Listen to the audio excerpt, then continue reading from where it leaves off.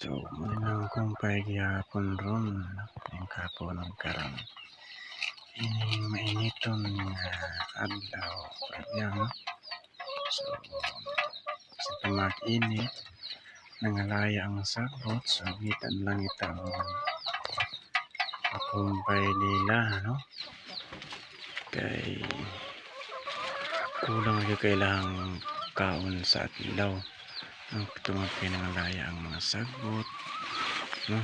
Tungod sa grabe, no? Purya-buyag na pagkainit. So, morang gyapon nilang kumpay, no? Kini nga dahon na. So, lagi nalimot po na tunganing dahon na ng kahuya. So, morang gyapon na akong kumpay nila.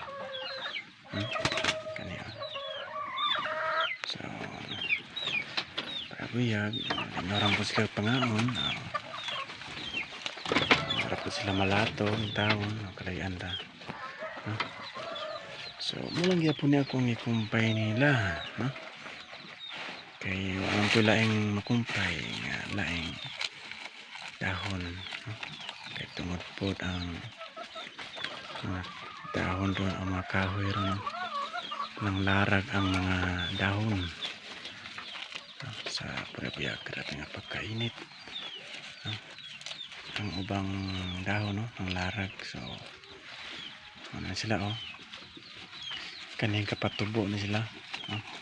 Gagmay gani kay dahon, mura sila og mga salot tungod sa kainit. Ito na karong nga po na. So happy growth farming.